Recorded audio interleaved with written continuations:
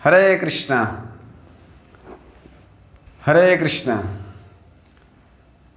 श्रीमद् भगवद गीता यथारूप अध्याय 6 ध्यान योग चल रहा है। तभी हम 30वां श्लोक पढ़ेंगे। यो मां पश्यति सर्वत्र सर्वं च मयि पश्यति तस्याहं न प्रणश्यामि स च मे न प्रणश्यति। जो मुझे सर्वत्र देखता है और सब कुछ मुझ में देखता है, उसके लिए न तो मैं कभी अदृश्य होता हूँ और न वह मेरे लिए अदृश्य होता है। हरे कृष्णा।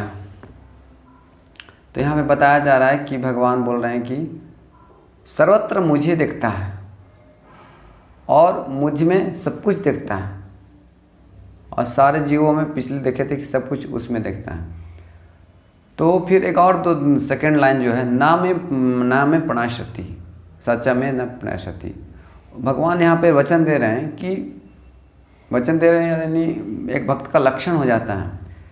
भगवान बोल रहे हैं कि मैं उसके लिए कभी अदृश्य नहीं होता हूँ और ना वो मेरे लिए अदृश्य होता है। तो बहुत बड़ा संबंध है भगवान और भक्त में।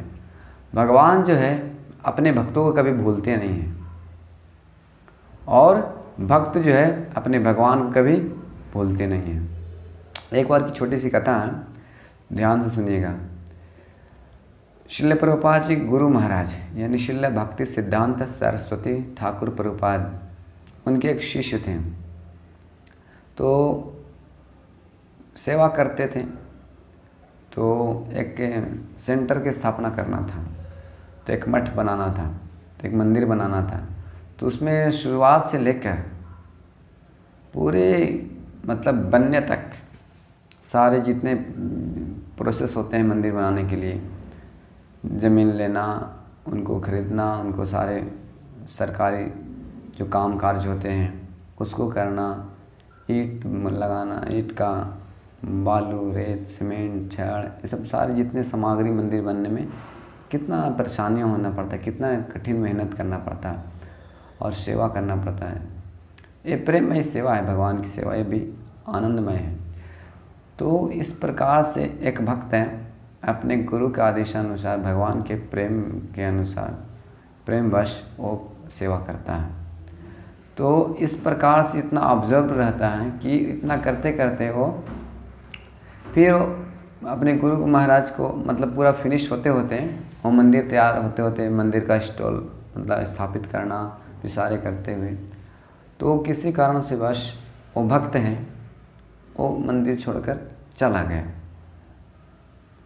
तो मंदिर छोड़कर चला जाने के कारण फिर जब उनके गुरु महाराज आए यानी श्रील भक्ति सिद्धांत सरस्वती ठाकुर प्रभुपाद जी आए, तो बोले उनको को भक्त किधर है जो मंदिर बनवाया, सारे विग्रह का स्थापना किया, सारे जितने सामग्री जो है सब उन्हीं का मेहनत का प्रतिस्वरूप है। तो किधर गया भक्त? बोलो चला गया। तो श्रील भक्ति सिद्धांत सरस्वती ठाकुर प्रभुपाद जी बोल रहे हैं उसको बुला कर लेकर आओ, तब मंदिर का उद्घाटन होगा। तो इतना मेहनत करने के पर यानी गुरु यानी भगवान अपने भक्तों को भूलते नहीं हैं। कितनी भी छोटी सेवा क्यों न हो, भगवान कभी अपने भक्तों को भूलते नहीं हैं।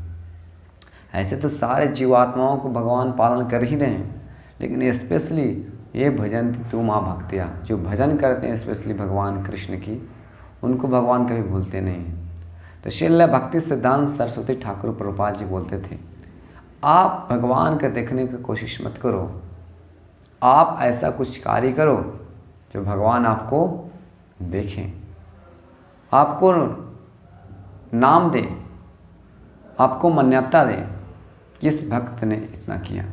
जैसे श्रील प्रभुपाद जी अपने गुरु के लिए, कृष्ण के लिए सारे जगत में कृष्ण का कॉन्शियसनेस को फैलाया, तो उनको भगवान कृष्ण ने उनको सारे क्रेडिट दिए श्रील प्रभुपाद जी को।